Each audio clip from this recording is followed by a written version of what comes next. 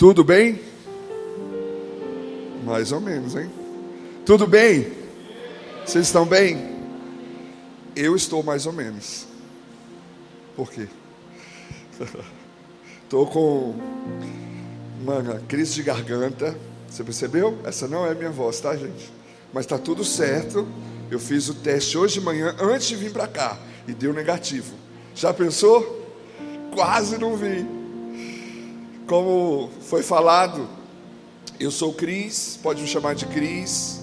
Eu sou casado com a Luísa, somos casados há 17 anos e temos 3 meninos: o Noah, de 12 anos, o Benjamin, de 8 anos, e o Joaquim, de 1 ano e 4 meses. 3 meninos. Estou em Maringá há 4 anos, mas eu sou natural de São Paulo, criado em Fortaleza. Saí de Fortaleza com 19 anos para fazer missões em Curitiba. Em Curitiba conheci uma gaúcha, casei com ela. Tenho 2 filhos catarinenses e um paranaense, ou seja, tenho quase que todos os estados brasileiros representados dentro da minha casa. Lá em Maringá, eu sou diretor pastoral e também tenho agora no último mês assumido como diretor executivo do que a gente chama de ecossistema, que é a junção de vários institutos que tem como objetivo abençoar, influenciar a geração de jovens e adolescentes. E um deles é o Teen Street Brasil. O Teen Street foi fundado na Alemanha para trabalhar com adolescentes cristãos, compreendendo que o melhor missionário para essa geração é a própria geração.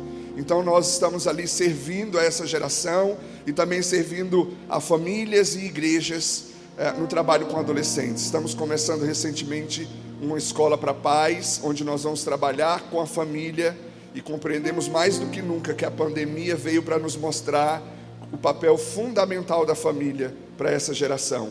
Então, nós tínhamos até o início da pandemia um evento por ano, que acontecia sempre no mês de janeiro, e nós chamamos de Summer Camp. Acontece durante uma semana dentro de uma universidade em Maringá, onde nós reunimos entre 1.000 e 2.000 adolescentes e jovens, e durante uma semana temos tudo isso aí que vocês viram. Mas como a gente não gosta de trabalhar pouco, a gente inventou agora de fazer a temporada de inverno, que vai acontecer. A gente estava com saudade, ficamos quase 2 anos sem fazer isso. Então em julho nós temos a temporada de inverno, e a partir do ano que vem, então, nós passamos a ter 3 temporadas.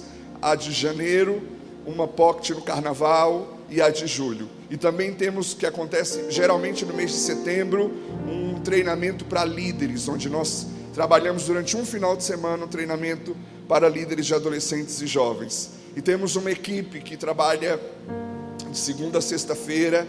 Estamos sediados dentro de uma universidade, produzindo conteúdo, produzindo material e trabalhando para influenciar essa geração. Um outro instituto que também atua dentro desse mesmo ecossistema se chama Unimissional. E esse instituto atua com jovens universitários. Hoje nós temos 23 alunos. Eles estão cursando uma graduação dentro da universidade, mas paralelo a essa formação, nós estamos nos preparando para servir a sociedade de forma missional. Então, no período da manhã, eles são oportunizados academia, aula de inglês e tantas outras atividades. No período da tarde, nós temos aulas teológicas, de formação missiológica, e durante a noite eles cursam a sua graduação normal dentro da universidade. Então temos alunos de psicologia, de engenharia, de direito, de engenharia que estão lá conosco. Nós temos 2 casas que sediam, que recebem esses alunos, eles moram conosco, e nós fazemos um trabalho do que nós chamamos de vida em comunidade. E a ideia é que eles saiam de lá unindo profissão e vocação, para que exerçam as suas profissões de maneira missional. Alguns têm chamados para outros povos, outros vão retornar para suas cidades naturais, normais, fugiu a palavra, para servir com sua profissão e sua vocação. Então é um pouco disso que a gente faz lá, e aí como a gente vai passar hoje e amanhã juntos, eu vou falando um pouco mais. Eu agradeço, pastor, o privilégio de estar com vocês hoje, compartilhando da palavra. E é muito gostoso quando você pode falar daquilo que você acredita, não é? Quando você não precisa falar daquilo que é apenas uma teoria, ou é apenas aquilo, um discurso que você aprendeu. Mas é muito gostoso quando você pode falar daquilo que você acredita, daquilo que faz sentido para a sua vida. No domingo passado, eu estava atendendo um jovem. Ele está fazendo mestrado e ele se distanciou um pouco da vida da igreja. E nós estávamos em dúvida se ele havia se distanciado por uma questão do namoro que ele começou recentemente, se tinha a ver com a vida do mestrado ou do trabalho que ele está tão envolvido. E eu o chamei para conversar. E na conversa que eu tive com ele, eu comecei dizendo: olha, você não está diante de um pastor que está tentando fazer com que você siga a ideologia ou a religião que eu sigo. Você está diante de alguém que você cativou. Eu amo a sua vida e você me cativou a esse ponto. Mas eu também vou te dizer uma coisa: eu não te amo só porque eu sou uma pessoa legal, você me cativou e eu amo a sua vida, porque não é proporcional o tanto que eu me importo com a sua vida. Então eu queria que nessa noite você entendesse que o quanto eu te amo é também uma expressão do amor de Deus por você. E eu não vou falar com você aqui sobre os princípios da fé cristã e te confrontar que você talvez esteja se afastando da vida com a igreja, da vida da igreja. O que eu vou dizer para você é a respeito daquilo que eu vivo e que eu amaria te ver vivendo. Eu lembro de ter dito a ele: você tem uma sede por viver, você tem uma fome por conhecimento, e se nada atrapalhar, vai dar tudo certo na sua vida. Você vai terminar o seu mestrado, o professor, o tutor dele já está de olho, porque ele é um cara muito inteligente. E eu falei: vai dar tudo certo na sua vida. Mas o meu interesse não é que dê tudo certo na sua vida. O meu interesse é que você tenha a vida que Deus te criou para ter. E eu vou dizer uma coisa a você. Eu não lembro exatamente quando, mas eu devo ter feito uma oração dessas. Eu devo ter dito a Deus que eu não queria ser feliz, que eu não queria ser bem-sucedido, não apenas isso, mas eu queria a vida que Ele tinha para mim. E vou te dizer, eu não sei se eu acreditei na oração que eu fiz, mas Ele levou a sério.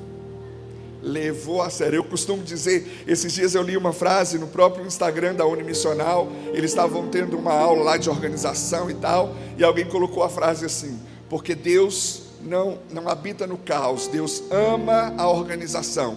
Eu sei que eles estavam falando da organização da casa, mas eu li aquela frase e eu falei: não concordo, porque eu vou dizer uma coisa: o que eu já tentei organizar minha vida e Ele não deixa, vira uma bagunça quando eu digo: não, agora acalmou. Não sei se é assim, pastor, agora acalmou, agora vai dar tudo certo, passou aquela, aí chega um fato novo, uma informação nova, porque Deus está em movimento. Deus está em movimento. E o que eu queria, compartilhando tudo isso, o que eu queria deixar com você nessa noite, em primeiro lugar, é essa informação. Existem 3 maneiras de viver a vida, pelo menos, eu vou citar 3 aqui, deve ter mais. Uma é uma vida entregue ao pecado, uma vida perdida, distante de Deus. A segunda é uma vida correta, uma vida na prática dos princípios bíblicos, em comunhão com a igreja, fazendo tudo que você sabe que precisa fazer.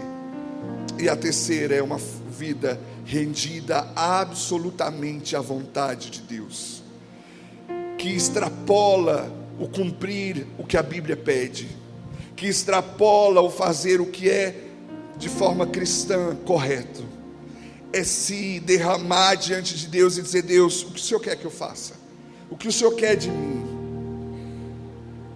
Eu brinco dizendo que a história, embora eu use o nome dos meus filhos, mas ela é fictícia. Eu brinco contando que é como se o Noah chegasse para mim, eu chegasse para o Noah e eu dissesse: filho, o que você quer ser quando crescer? E ele me dissesse: pai, eu quero ser jogador de futebol. Então eu digo para ele: você tem certeza que você quer ser um jogador de futebol? Sim, pai, eu quero ser um jogador de futebol. Então eu olho para ele e digo: eu sou o seu pai. E porque eu sou o seu pai, eu vou fazer de você o melhor jogador de futebol que você pode ser. E essa é a minha aliança com o Noah. Eu vou fazer dele o melhor jogador de futebol que ele pode ser. Mas é como se eu chegasse para o Benjamin e dissesse: filho, o que você quer ser quando crescer? E ele me dissesse: pai, eu quero ser o que o senhor quer que eu seja. E eu digo: não filho, para com isso, você tem que ter vontade, você tem que ter sonho. Quais são os seus sonhos? O que você quer ser quando crescer? Ele falou: pai, eu sei o que eu quero ser quando crescer. Eu quero ser um administrador. Mas eu quero ser o que o senhor quer que eu seja. Não, então você vai ser um administrador. Se você quer ser um administrador, não pai, o senhor não entendeu. Eu quero ser o que o senhor quer que eu seja. Eu digo: então tá bom. Então você vai ser cientista. Pai, eu quero ser cientista. Eu digo: Benjamin, o que você quer ser quando crescer? E ele diz: eu quero ser cientista. Eu digo: então tá bom. Eu sou o seu pai. E você vai ser o melhor cientista que eu quis que você fosse. Você entende a diferença? Como pai, eu farei do Noah o melhor jogador de futebol que ele pode ser, que ele quis ser. Como pai, eu farei do Benjamin o melhor cientista que eu quis que ele fosse. Então existe basicamente duas formas de viver a vida que Deus te deu para viver.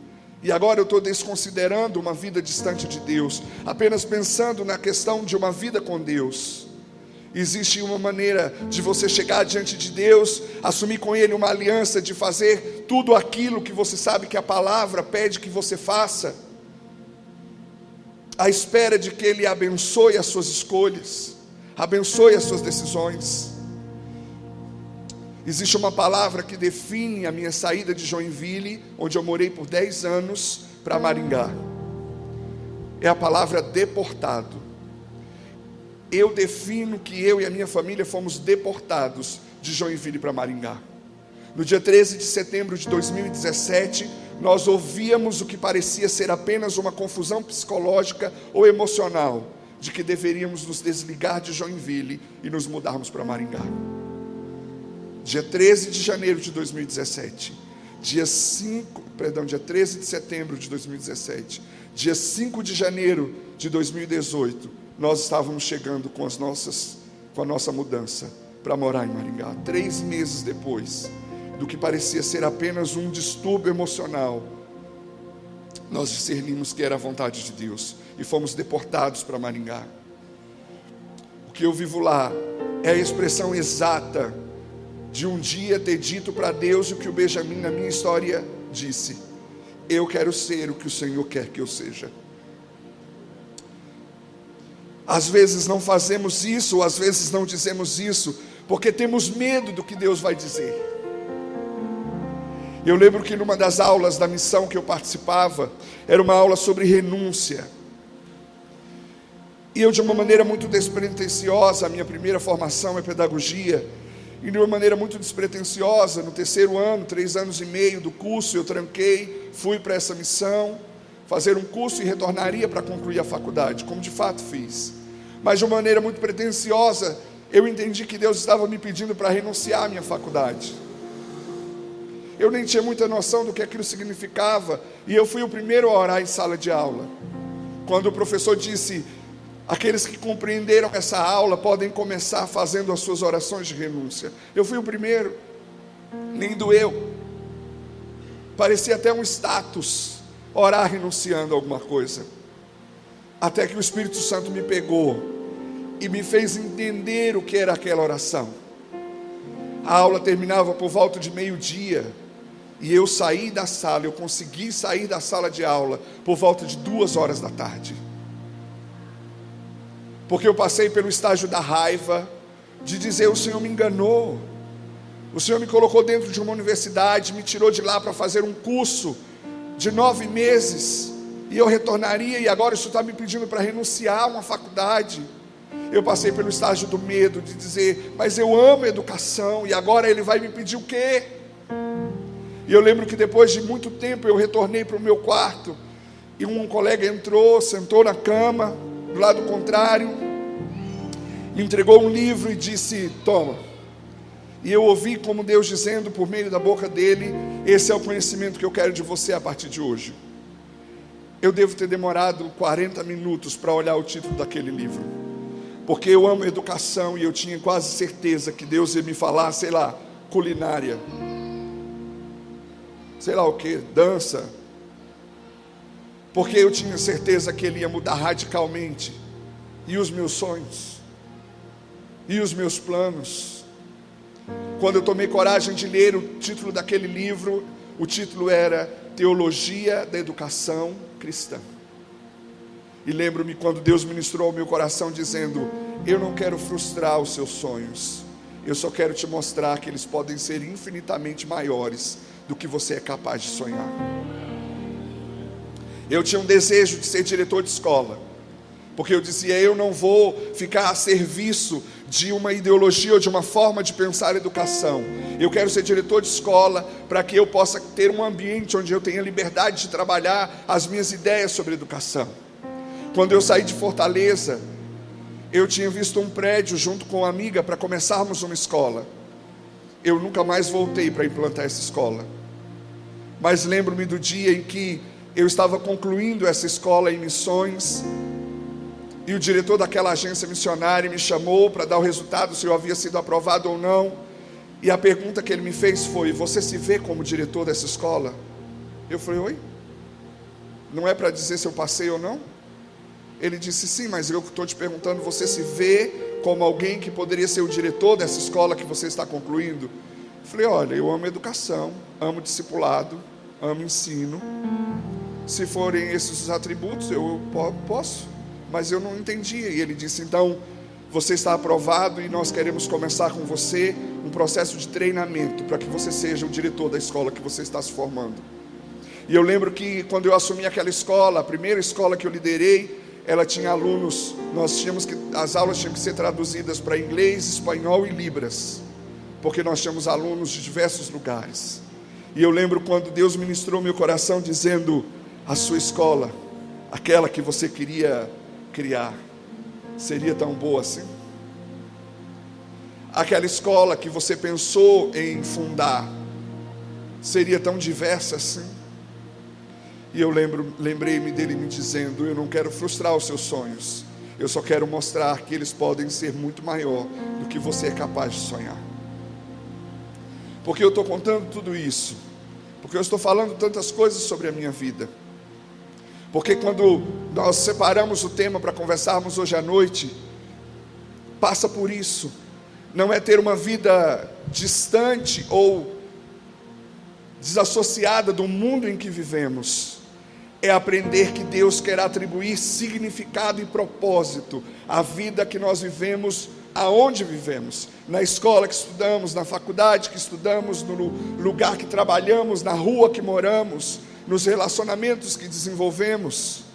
Você pode passar pela vida sendo um bom aluno, um bom pai, uma boa mãe, um bom filho, um bom professor, um bom estudante, um bom cidadão, mas Deus não nos chamou para sermos boas pessoas. É por isso que o Evangelho não fala sobre melhoramento humano, o Evangelho fala sobre novo nascimento.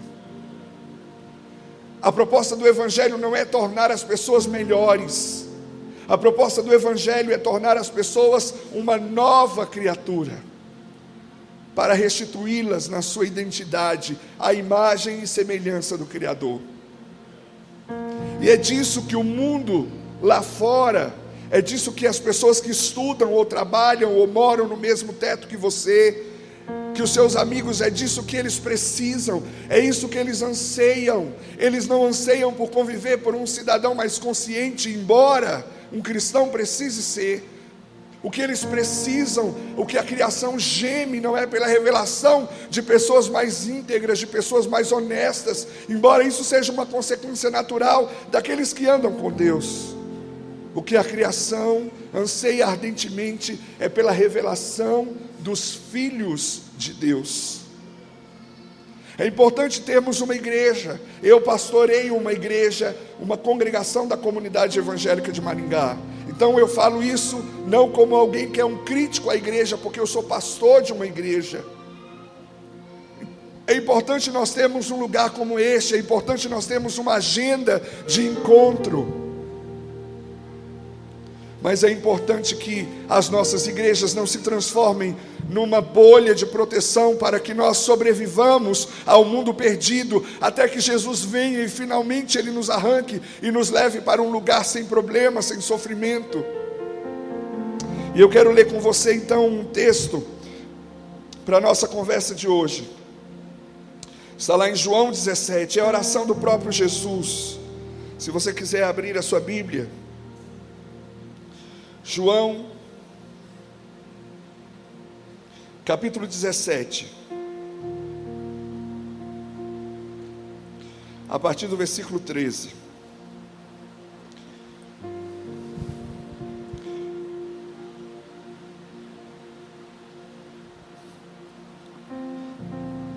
João 17, 13, é a oração do próprio Jesus, e ele diz: agora vou para a tua presença, enquanto ainda estou no mundo, digo estas coisas para que eles quem? Os discípulos, para que eles tenham minha plena alegria em si mesmos. Eu lhes dei a tua palavra, isso é o Filho falando com o Pai, eu lhes dei a tua palavra, e o mundo os odeia, porque eles não são do mundo, como eu também não sou. Mas eu não peço que os tire do mundo, mas que os protejas do maligno. Eles não são deste mundo, como eu também não sou. Consagra-os na verdade que é a tua palavra. E assim como tu me enviastes ao mundo, eu os envio ao mundo. E eu me entrego como sacrifício santo por eles, para que sejam consagrados na verdade. Perceba a oração de Jesus, ele fala a respeito do mundo. Ele se reconhece como não sendo parte do mundo, e ele diz que os seus discípulos, porque ele estende essa oração sobre nós, sobre aqueles que ainda haveriam de crer, ele diz: eu e eles não somos do mundo. Mas ele não fala, então tira a gente daqui, deixa eu levar eles comigo, já que eu estou voltando, deixa eu levar eles comigo. Ele fala: não, eu não peço que tire-os do mundo, só peço que os livre do maligno. E ele fala: consagra-os com a tua palavra. Então, nós não pertencemos ao sistema do pecado, ao mundo caído, porque nós fomos separados por ele. Mas ele não nos separou e nos guardou, ele nos separou e nos enviou. Ele não nos separou e nos escondeu, ele nos separou e nos revelou. Ele não disse: olha, até que eu volte, guarda eles em um lugar seguro, para que eles não sejam bombardeados na fé, para que eles não sejam influenciados pelo pecado. Ele disse: não tire eles do mundo, deixa-os no mundo, eu só peço que os livre do maligno. E ele diz: consagra-os na tua palavra. Então preste atenção, nós não fomos chamados para nos isolarmos, nós não fomos chamados para... O Evangelho não é uma mensagem de sobrevivência, o Evangelho é uma palavra de vida abundante. Então eu e você não precisamos viver a vida cristã como uma grande tentativa de nos mantermos puros para irmos para o céu. Eu costumo dizer que a fé cristã é como andar de bicicleta. Ou você anda ou você estaciona, porque ficar parado sobre ela cansa, porque exige um tremendo equilíbrio. Então ou você estaciona, ou você anda. A fé cristã não é fortalecida apenas pelas disciplinas espirituais, como vida devocional, oração, jejum, vida em comunidade. Essa é uma das formas com que a fé cristã é fortalecida. Mas a principal maneira pela qual a nossa fé é fortalecida e acrescida é quando ela provoca a fé em outras pessoas. É quando eu vejo que a minha fé, ela não serve apenas para transformar a minha vida, mas ela está sendo útil para transformar a vida de outras pessoas. É quando eu vejo que ao abrir a minha boca e falar a respeito do que Deus está fazendo na minha vida, isso faz o olho do outro brilhar, faz a boca dele salivar, e ele me pergunta: como eu posso ter isso? Nós dizemos: pastor, as pessoas não querem mais saber de Deus, as pessoas têm um coração muito duro, elas não querem saber de Deus. Eu pergunto: de qual Deus? Porque o Deus da Bíblia é irresistível. O Deus revelado pela Bíblia é irresistível. Talvez elas estejam dizendo não ao Deus que nós criamos à nossa imagem e semelhança.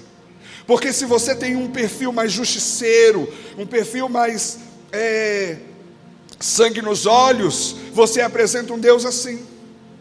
Você apresenta um Deus intolerante, você apresenta um Deus que é violento, que é vingativo. Eu tenho vivido uma situação na igreja local, de uma decisão que, na minha opinião, é equivocada por parte de um irmão. E eu vou ser muito sincero com você: quando eu soube da decisão equivocada que ele tomou, inconscientemente eu comecei a torcer, porque eu acho muito feio dizer que eu comecei a orar, então eu vou dizer que eu comecei a torcer. Eu comecei a torcer para que aquilo que ele estava fazendo não desse certo, para que ele compreendesse quão equivocada foi a decisão que ele tomou.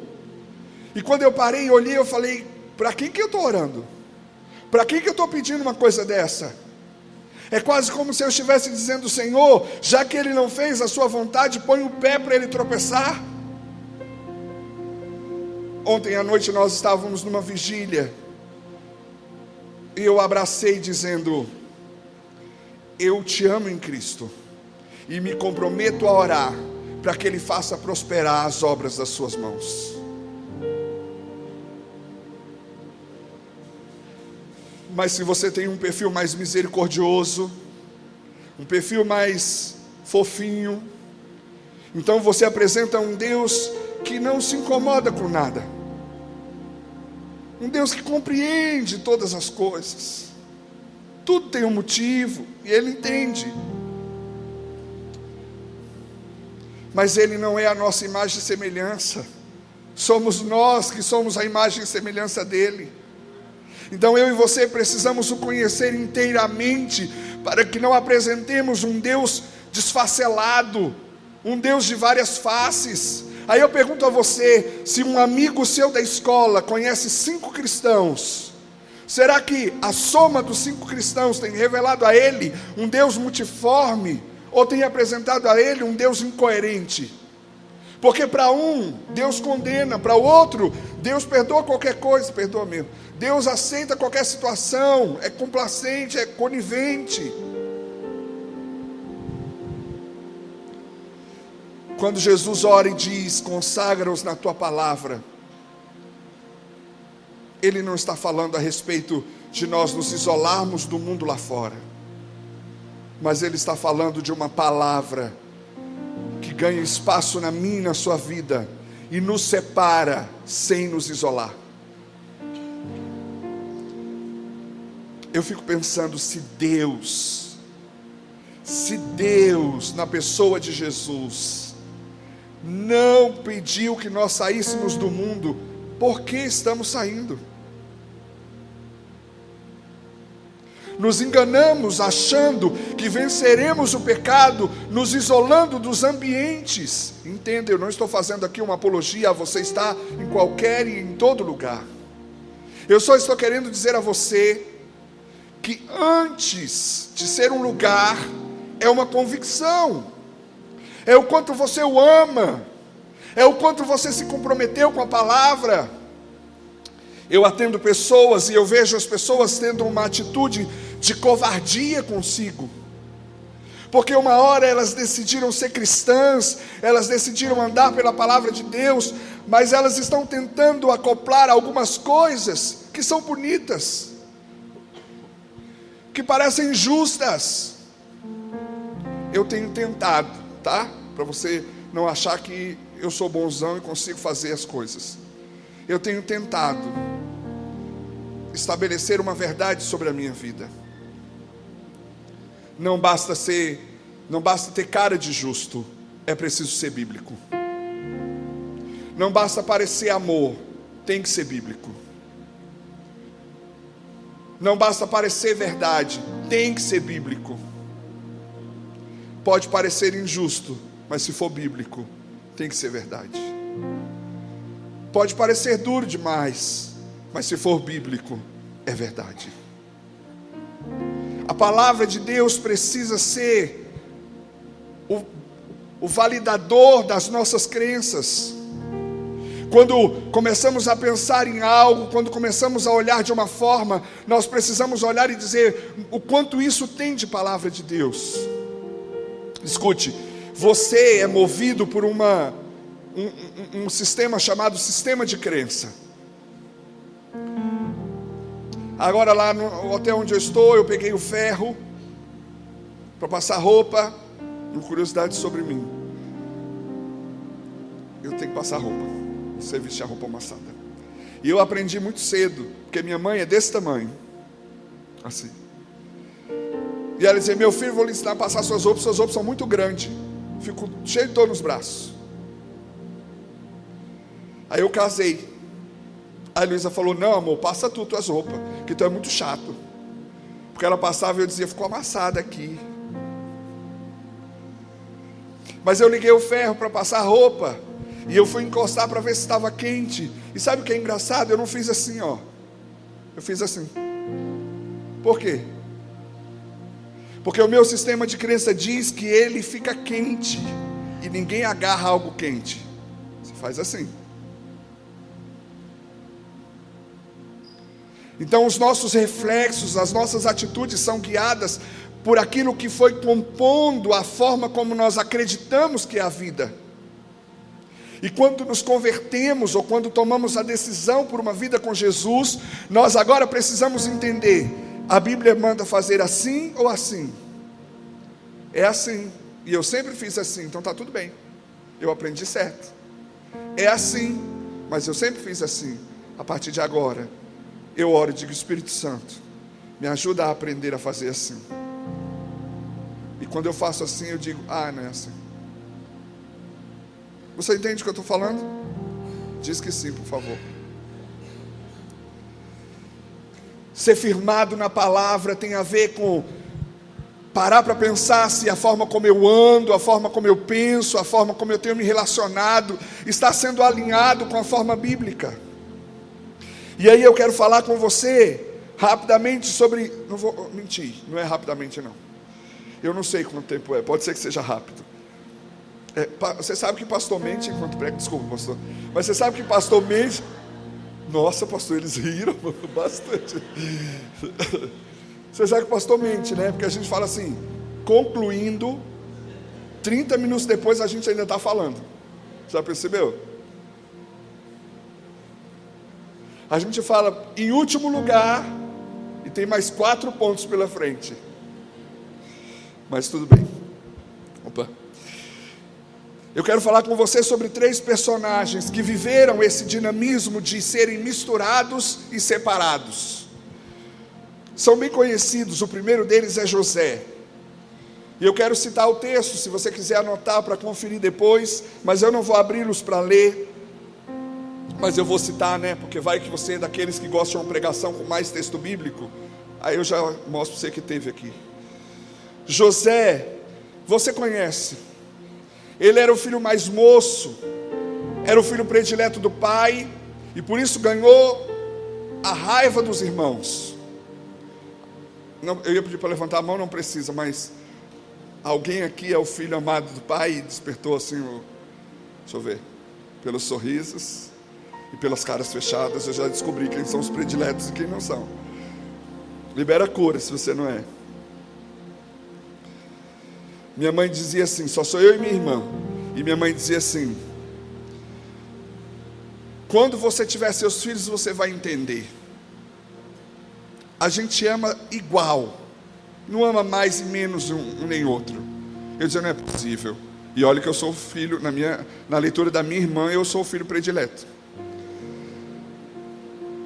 Está filmando, né? Mas eu acho que ela não vai assistir não, e eu concordo. Mas enfim, continuando.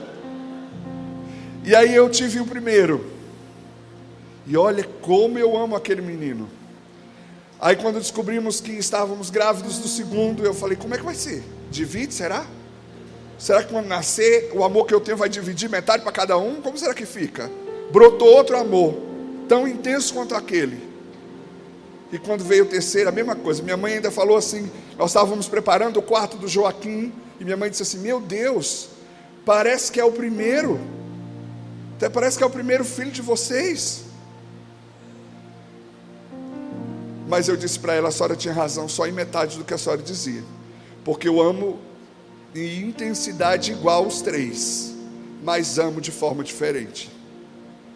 Você vai dizer, como assim, pastor? Eles são totalmente diferentes. Como eu expresso o meu amor para o Benjamin, não serve para o Noah. O Noah não se sente amado daquela forma. O Benjamin, eu vou sair de casa, ele fica, eu virando, tirando, manobrando o carro, saindo, ele fica, tchau, te amo, beijo, tchau, te amo, beijo.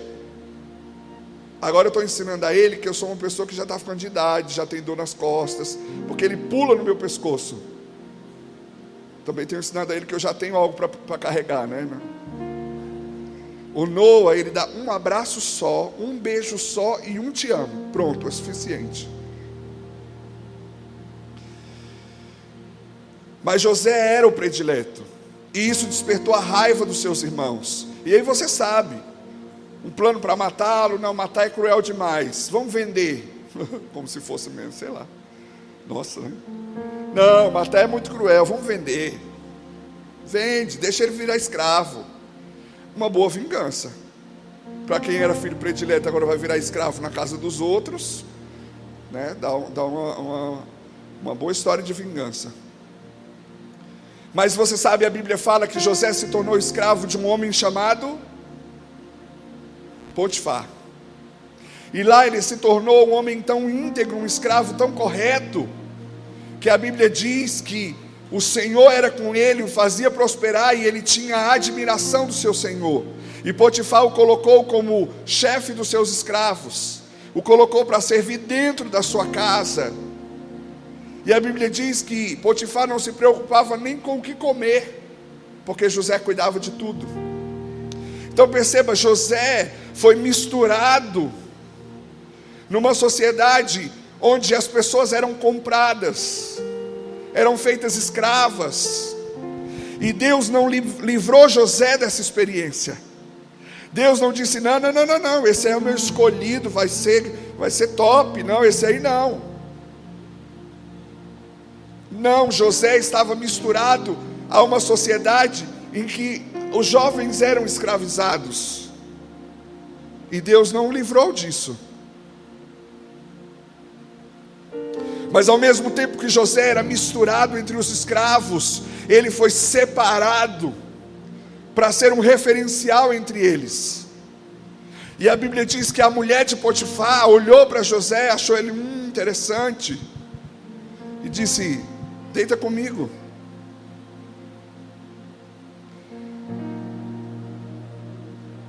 Ele era escravo, e era a mulher do seu senhor que estava pedindo. José poderia ter se misturado ainda mais e ter dito, paciência, é a minha senhora, eu devo obedecê-la. Ao mesmo tempo que José estava misturado na condição de escravo, ele estava separado para a vida que Deus o chamou para ter. E ele disse, eu não posso fazer isso com o meu senhor, o Potifar, mas ele sobretudo fala, eu não posso fazer isso, porque se eu fizer, eu estarei pecando contra Deus.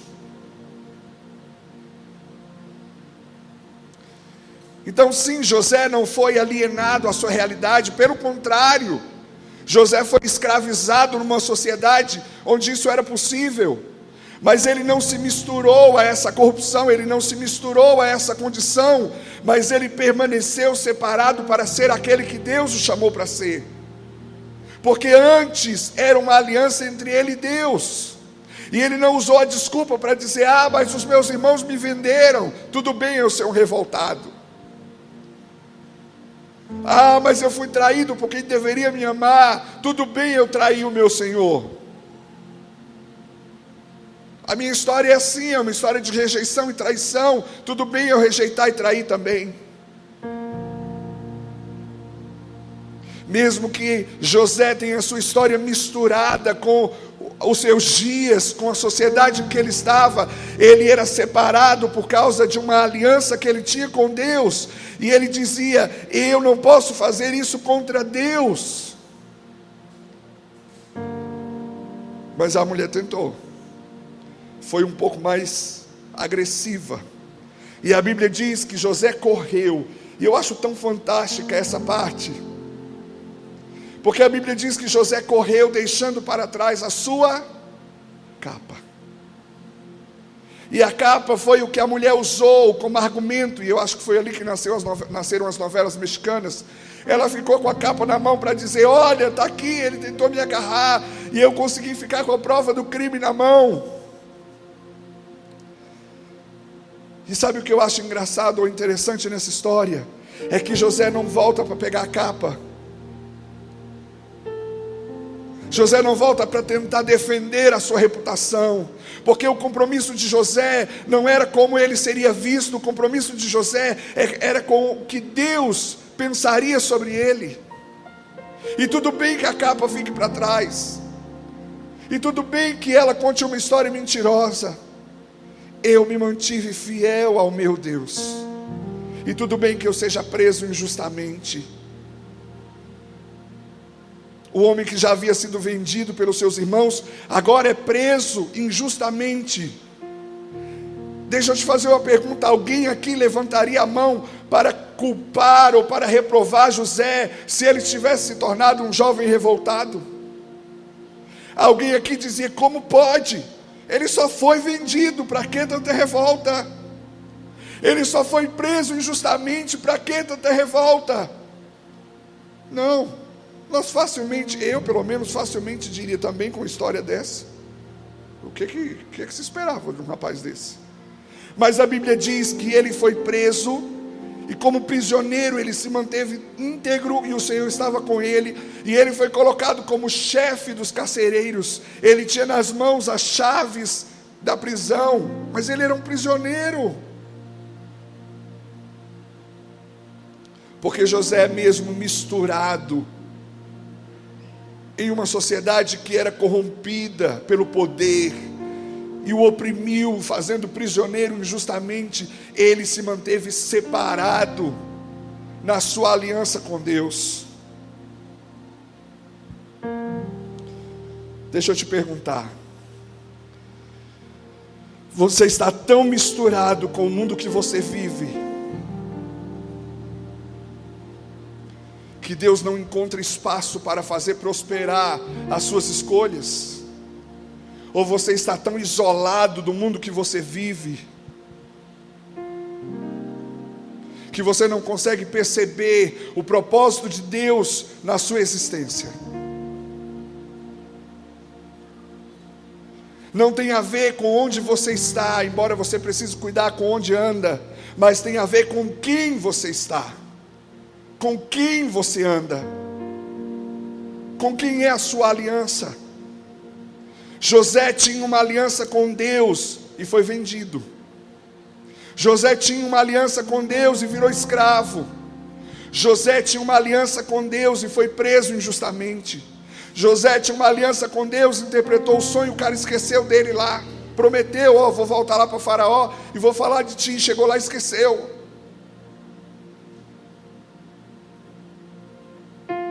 Mas porque José havia sido separado para viver a vontade absoluta de Deus, houve um dia em que o copeiro lembrou-se das suas faltas, contou a Faraó de um jovem que havia interpretado o seu sonho. Faraó mandou buscá-lo. Ele declara que o seu Deus é capaz de dar a interpretação do sonho, e é o que acontece. E ele se torna o governador do Egito, o segundo homem mais importante de uma nação. Preste atenção numa coisa: só tem uma maneira de transformar um filho predileto em governador: é se ele entender que ele não foi chamado para ser protegido e predileto, ele foi chamado para servir, ele foi chamado para dar a sua vida pelos outros. Porque você imagina o José, filho predileto, se tornando governador. Nós temos uns filhos prediletos aí que ganharam as eleições, né? A gente sabe. E eu não estou falando de ninguém aqui não, estou falando do geral, tá, gente? Por isso José precisou passar pela escola do ser escravo, do prisioneiro injustamente, do esquecido, porque agora, como governador, ele sabia exatamente o que se esperava dele. Mas vamos combinar? José podia ter se perdido no caminho ou não. Presta atenção numa coisa. Se José tivesse se revoltado na prisão, e como homem de confiança, depois de ter sido esquecido pelo copeiro, ele fugisse de lá, no dia que Faraó dissesse: manda chamar o rapaz que interpreta sonhos, e ele não estivesse lá, como seria?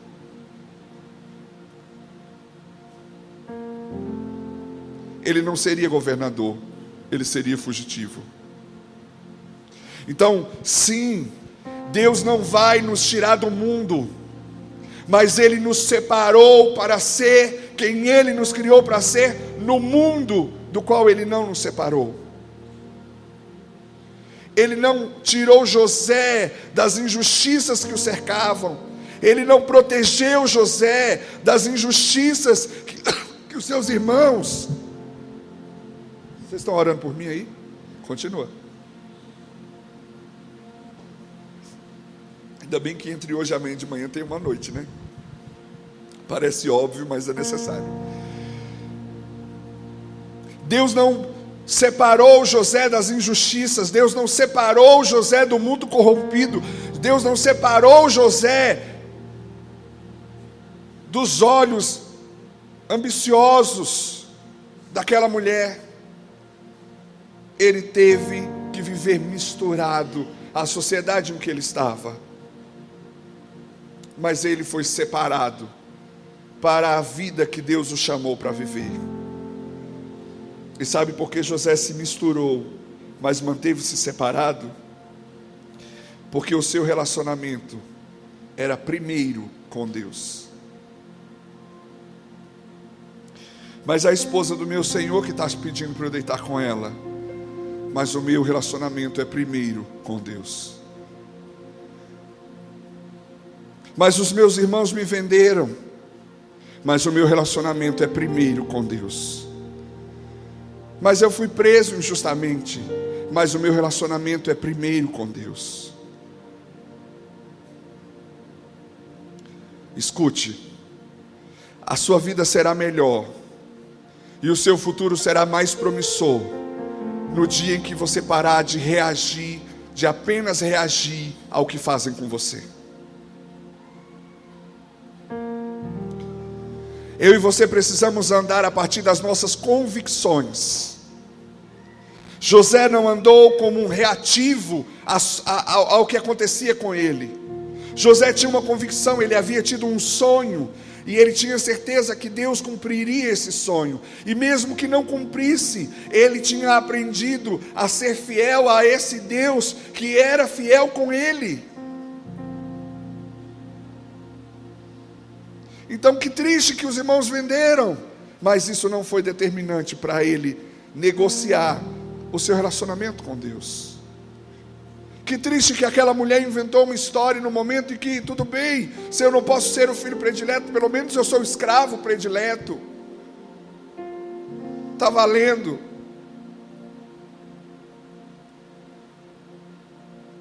Então que triste que ela resolveu inventar uma história e estragar tudo, e eu agora vou ser preso. Mas eu continuo sendo fiel a Deus. Até que José entende que Deus não tem as mãos atadas pela injustiça dos homens. E não foi apesar de, foi através de.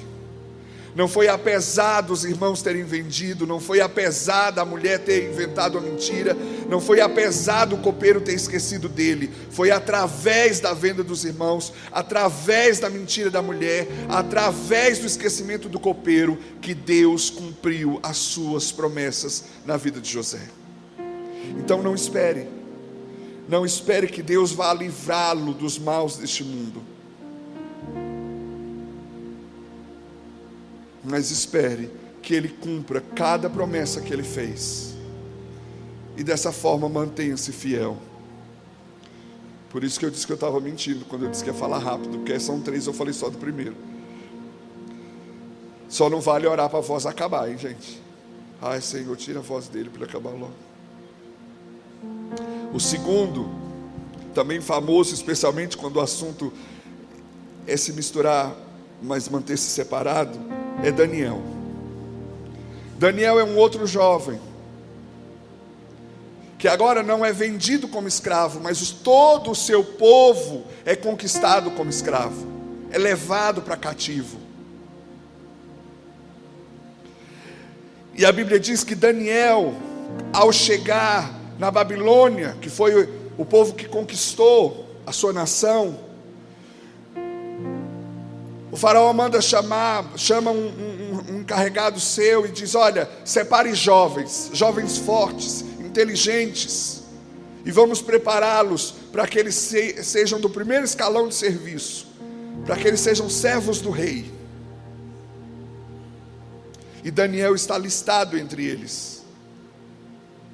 E a Bíblia diz que Daniel decidiu no seu coração não se contaminar com o banquete, com os manjares do rei, porque o rei havia dado uma determinação de que esses jovens deveriam estar no palácio e deveriam comer das comidas que ele comia,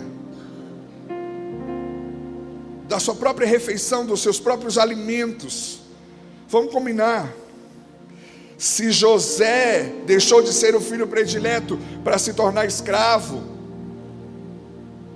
Daniel deixou de ser liberto para se tornar escravo, mas tá bom, pelo menos foi trazido para o palácio, pelo menos vai poder comer do bom e do melhor, pelo menos vai ser um cara treinado para ser um homem de confiança.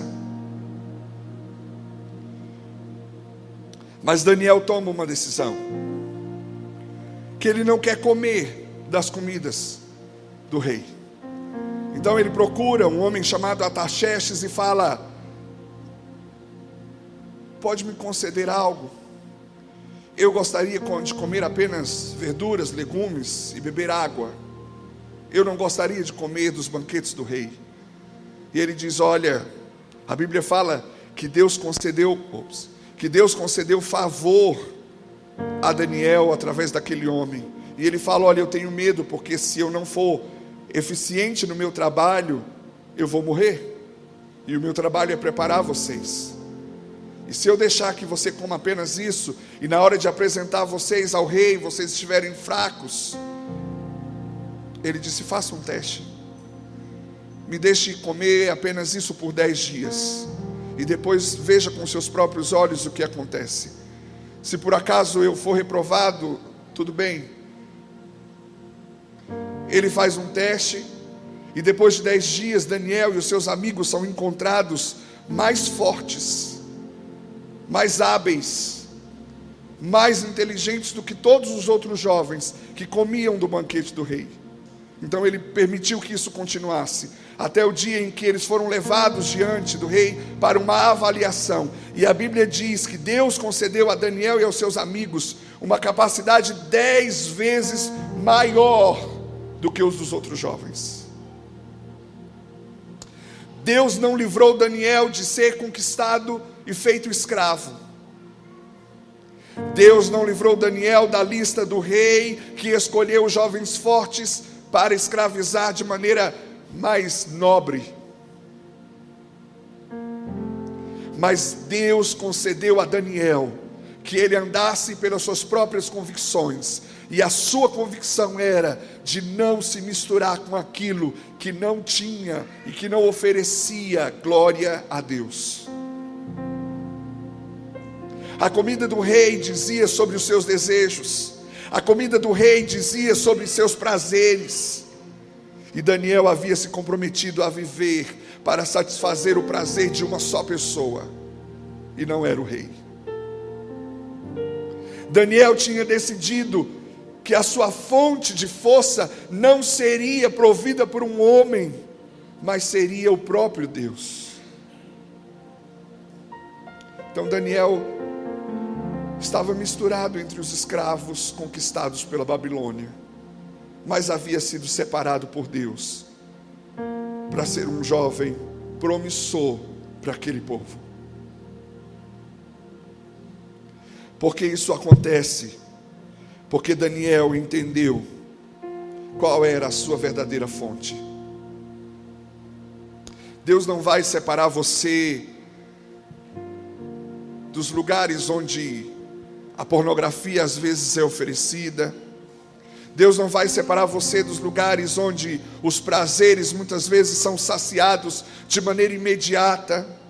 Deus não vai isolar você do mundo em que você vive.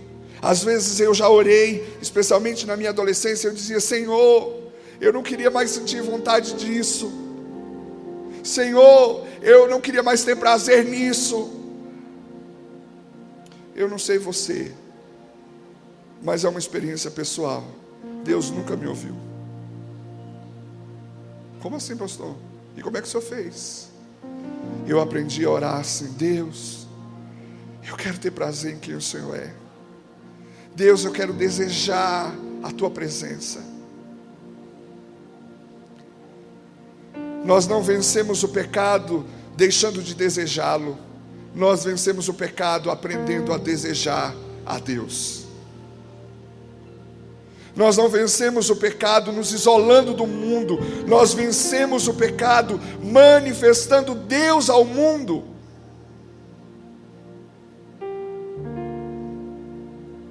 A sua vida não foi separada para revelar um evangelho inacessível. A sua vida foi separada para revelar um evangelho possível. Você sabe, quando eu comecei a pregar, eu terminava e as pessoas vinham falar comigo e elas diziam assim: ah, Cris, sua palavra foi muito boa, mas eu não consigo viver isso aí. Eu falava sobre ouvir a voz de Deus, sobre ler a Bíblia, sobre ter uma vida de oração, e as pessoas chegavam para mim e diziam: nossa, que palavra linda, mas eu não consigo viver isso daí. E aquilo me frustrava, porque eu dizia: então de que adianta eu pregar? E eu comecei a orar e dizer: Senhor, eu quero pregar uma mensagem acessível, não barata, mas acessível. Eu quero pregar e inspirar as pessoas àquilo que eu vivo, e não dizer a elas que eu sou especial e que eu posso fazer algumas coisas e elas não. O mundo clama por um evangelho possível. E sabe qual é o evangelho possível? Aquele que o Espírito de Deus habita nos homens, os capacitando a fazer a vontade do Pai. O mundo não precisa saber como para de roubar. O mundo não precisa saber como é que para de se prostituir. O mundo não precisa saber como para de falar mal dos outros. O mundo precisa saber quem é Jesus.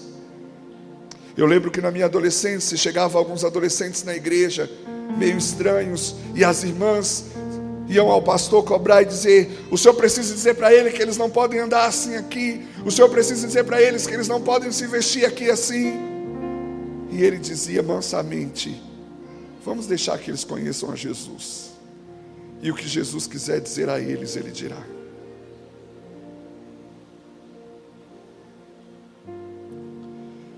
Por fim, agora é por fim, eram 3, é o terceiro. O personagem que se misturou, mas manteve-se separado, foi o próprio Jesus.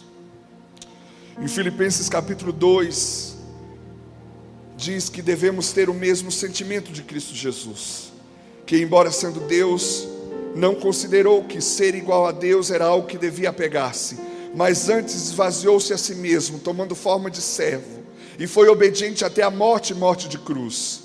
E Deus o exaltou de tal maneira que lhe deu um nome que é sobre todo nome, nos céus e na terra. Escute, preste atenção aqui. Se José não teve escolhas, foi misturado entre escravos numa sociedade que permitia, mas escolheu ser separado por Deus para ser quem Deus o chamou para ser. Se Daniel não tinha escolhas, porque o seu povo foi escravizado e ele foi misturado a uma nação idólatra, mas ele decidiu ser separado para a glória de Deus. Jesus não precisava se misturar e escolheu se misturar.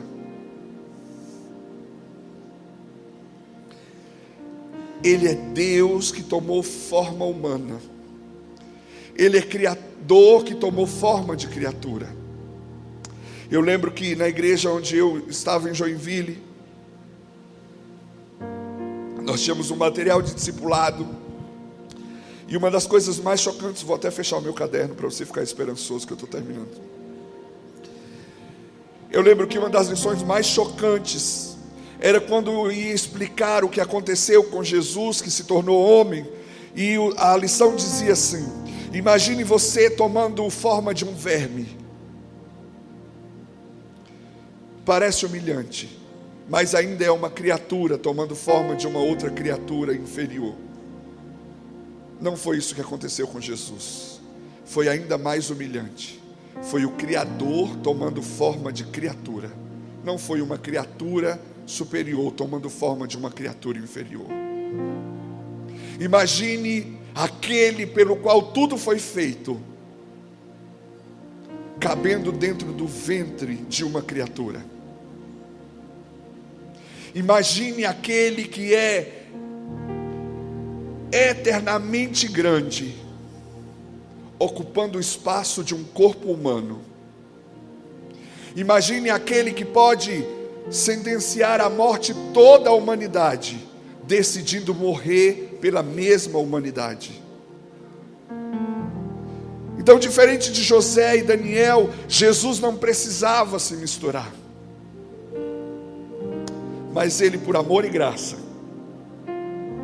se mistura, torna-se homem como nós, mas mantém-se separado para cumprir a vontade do Pai.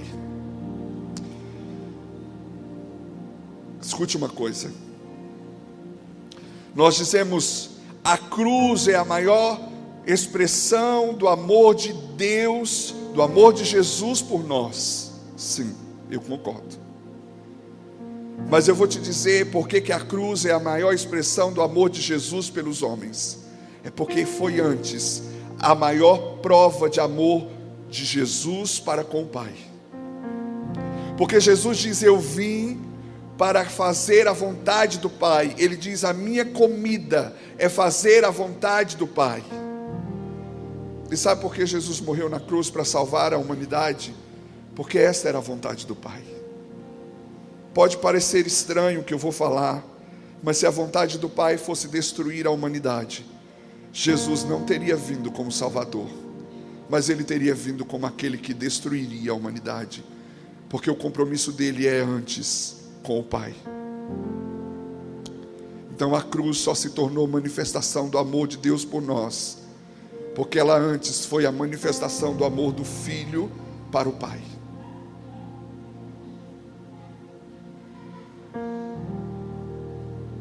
Sabe por que Jesus se misturou, mas manteve-se separado? Porque ele tinha entendimento do propósito. Ele sabia por que existiu como forma humana, porque veio como forma humana. Você sabe por que existe? Qual é o propósito da sua existência?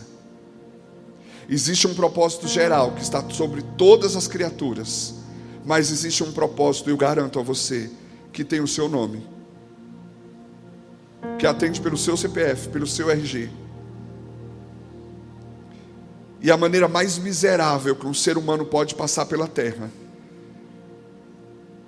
é sendo bom e não sendo quem foi criado para ser. Escute, às vezes nós cristãos olhamos para os pecadores, para aqueles que vivem uma vida promíscua, perdidos, e nós dizemos: que vida miserável. Eu vou dizer a você que há uma vida mais miserável do que aqueles que vivem uma vida entregue ao pecado. É a vida daqueles que usaram o Evangelho para apenas serem pessoas melhores. É miserável que, tendo conhecido o Evangelho, não vivamos a plenitude do que ele significa.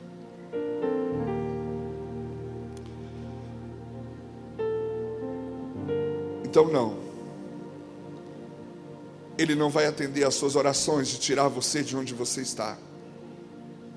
Então não, ele não vai atender às suas orações de criar um mundo perfeito para que você viva o cristianismo perfeito. Não.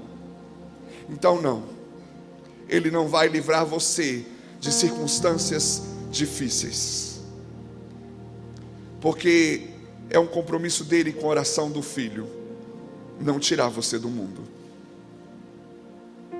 mas sim, se você entender o propósito, se você viver por uma aliança com Ele, e se você entender de onde vem a fonte da sua satisfação, sim, em meio ao mundo do qual Ele não te tirou, Ele vai te separar, para ser exatamente quem Ele te criou para ser. Talvez muitos de vocês não conheçam, mas eu lembro, eu estava fazendo o meu projeto para levantamento de sustento, para ir para missões, quando entrou um plantão na televisão, noticiando a morte daquele humorista chamado Jorge Lafon, conhecido como Vera Verão. E eu estava ali recortando papel e passando a notícia, e eu comecei a chorar. E eu me surpreendi com aquilo, e eu disse: o que é isso? Eu não estava humanamente comovido com aquilo. É morte assusta mesmo, mas... E eu comecei a chorar, e começou a vir um choro compulsivo, e eu comecei a me entregar e a me render àquilo, até que eu entendi. É mais ou menos, a história é mais ou menos assim. Você tem um motorista que te leva para qualquer lugar que você quer ir, e ele está ansioso para te revelar que ele não é o seu motorista, ele é o seu pai, e que essa foi a maneira que ele encontrou de se aproximar de você, até que você esteja pronto para conhecê-lo. Mas você não dá abertura, até que por um episódio trágico você morre. Você morre agradecido porque tinha o melhor motorista que podia ter, mas morre ignorante por não saber que ele era o seu próprio pai. Muitos passam pela vida tendo um bom motorista, mas morrem sem saber que ele estava disposto a se revelar como o próprio pai deles.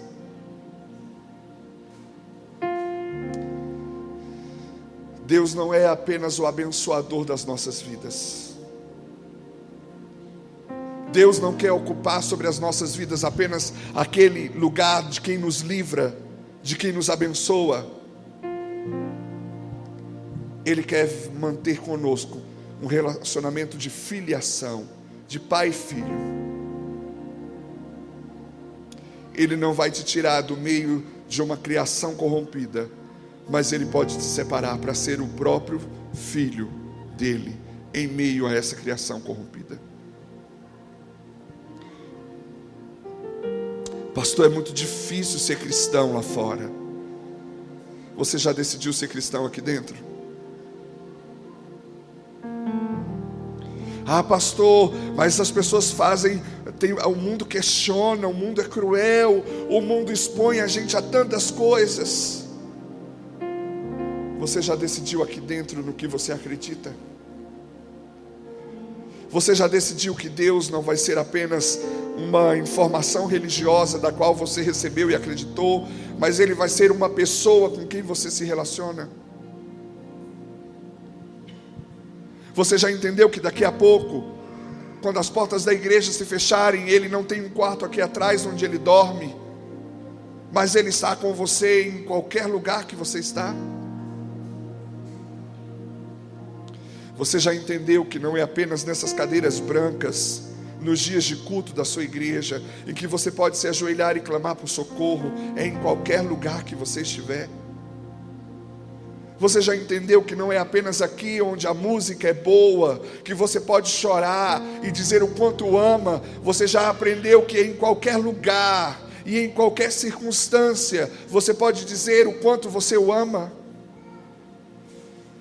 Você já entendeu que não é apenas quando você ouve as canções a respeito do amor e do perdão de Deus que você precisa sentir-se perdoado, mas em qualquer momento você pode acessar o perdão de Deus na sua vida por meio da confissão e do arrependimento?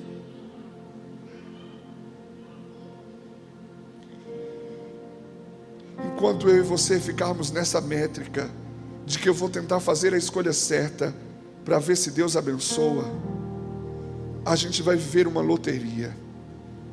Na sorte a gente acerta algumas vezes, mas quando nós decidimos nos render a Ele e dizermos: faça de mim a sua vontade,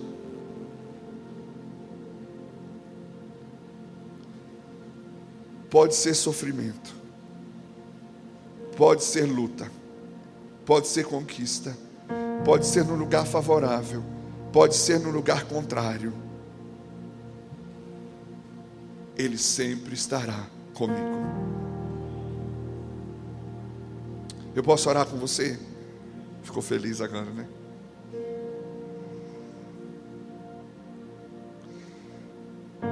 A minha oração hoje com você, o meu desafio para você hoje é: troque a sua oração. Não ore mais para que Deus te livre do mundo. Ore para que Ele te livre do maligno. Não ore mais para que Ele faça cessar o sofrimento. Ore para que Ele te ensine a andar por suas convicções. Não ore mais para que Ele vingue os seus ofensores. Ore para que Ele te ensine a viver além de reagir às ofensas que fazem contra você. Você não é o resultado do meio que você vive. Você é resultado do relacionamento que você escolhe ter com Deus. José não foi resultado do meio que ele viveu. Ele foi resultado da vontade de Deus para ele. Fique de pé no seu lugar, deixa eu orar com você nesse instante.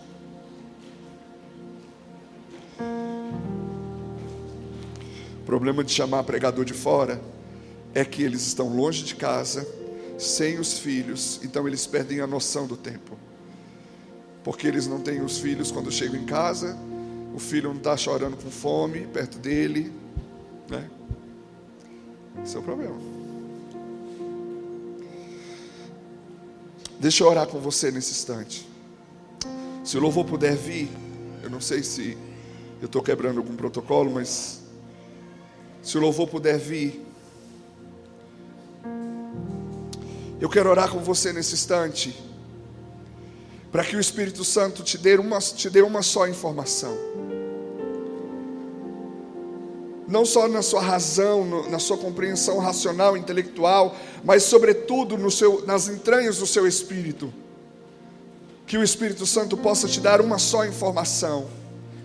Há uma vida em Deus separada para você. Há um projeto de vida, há uma forma de viver, que quando você foi trazido à existência, foi trazido à existência junto com você. E você não precisa viver mais nem um instante vivendo a vida diferente dessa vida que Deus tem, ainda que seja uma vida correta, ainda que seja uma vida louvável, ainda que seja uma vida aplaudida. Eu vou dizer a você, nem todas as minhas decisões diante da vontade de Deus foram aplaudidas. Algumas das minhas decisões diante da direção de Deus foram até reprovadas, trouxeram até sofrimento. Minha mãe sofreu a cada partida. Sofreu quando eu saí de Fortaleza. Depois de muitos anos, de muita insistência, eu consegui que os meus pais, minha irmã, meu cunhado, que a minha família viesse morar em Joinville. 3 anos depois, eu estava partindo de lá. Por uma direção de Deus. Isso trouxe sofrimento à minha mãe. Mas eu vou dizer uma coisa a você.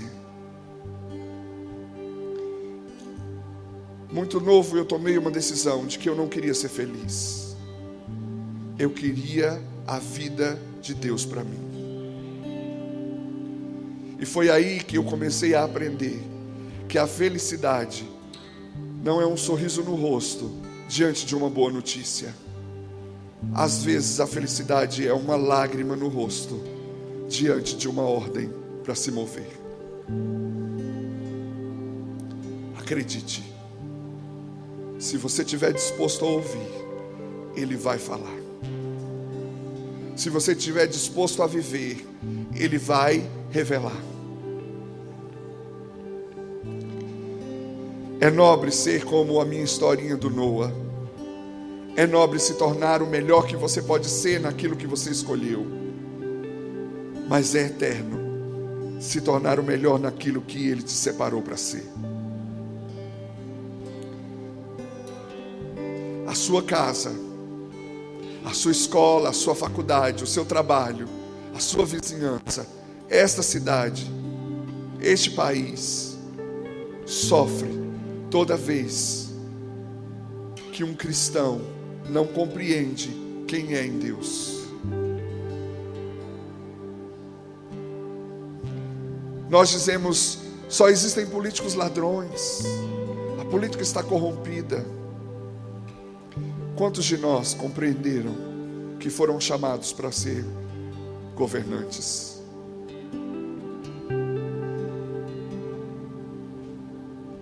Nós dizemos, não é possível uma pandemia alcançar a terra inteira e não ter alguém que possa entender o que fazer, seja na área da saúde, seja na área dos investimentos. Quantos cristãos se acovardaram diante do chamado de serem médicos, enfermeiros, empreendedores? É por isso que a criação anseia ardentemente pela revelação dos filhos de Deus.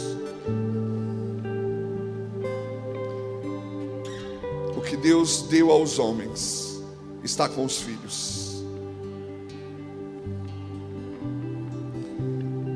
Se os filhos forem mimados e guardarem apenas para si, o mundo sofre.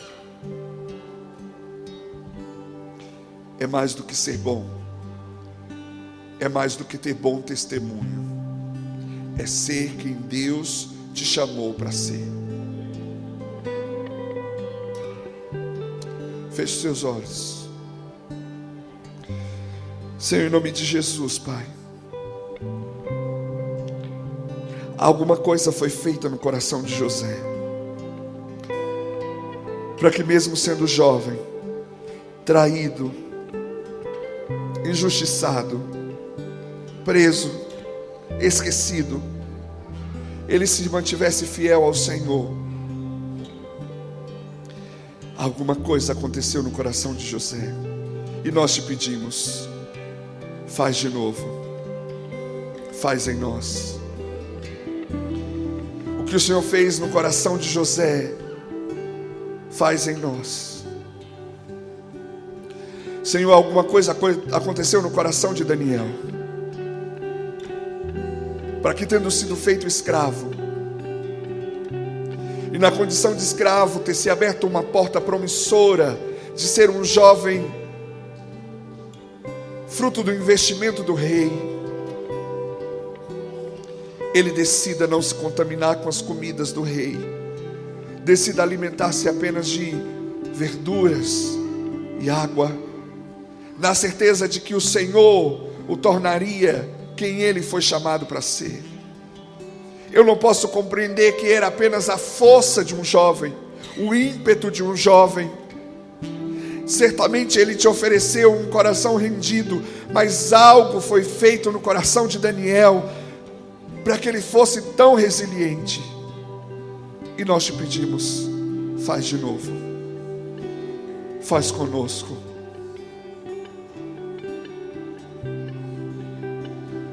Senhor, o Espírito foi dado a Jesus,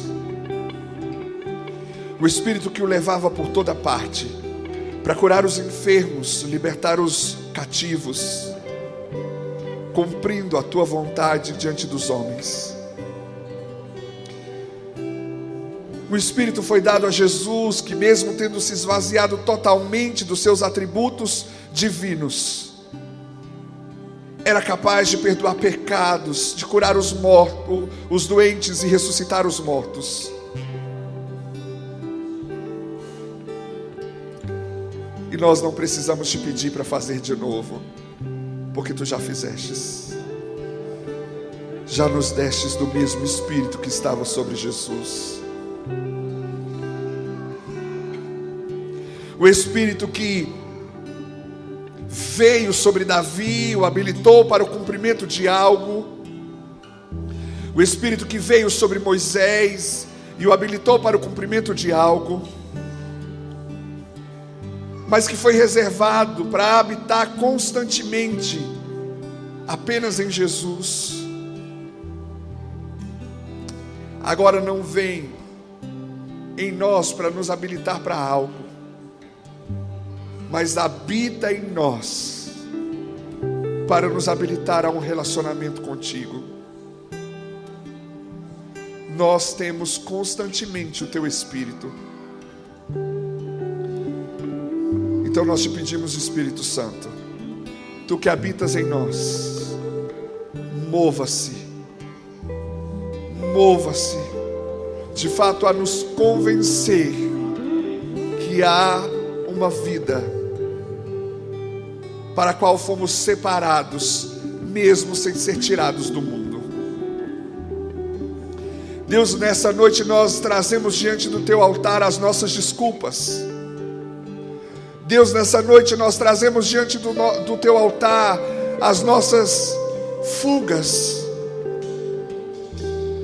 E nós te pedimos, Senhor, nós não queremos mais dizer que não somos, não fazemos, não escolhemos, porque o mundo lá fora é difícil, porque o que fizeram comigo é muito grave, porque a minha vida é muito sofrida. Nós não queremos mais dizer ao Senhor sobre a vida que temos, mas nós queremos dizer a vida que temos sobre o Senhor que conhecemos.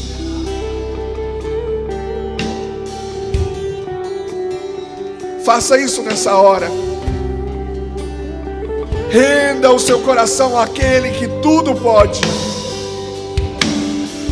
Renda o seu coração ao Deus que fez de José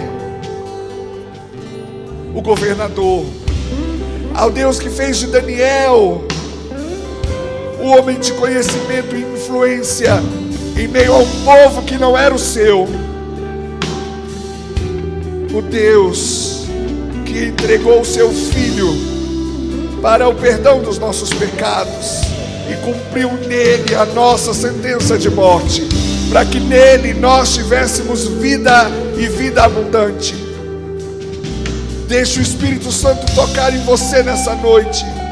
Deixe Ele tirar de você essa história de vítima, de culpa, de desculpas, e deixe Ele dar a você a vida que Ele te criou para viver. Diga a Ele nessa noite: Senhor, nem mais e nem menos. Eu quero ser quem o Senhor me criou para ser. Eu quero ser separado, eu quero ser separada para viver a vida que o Senhor tem para mim. O mundo não precisa que você seja bom.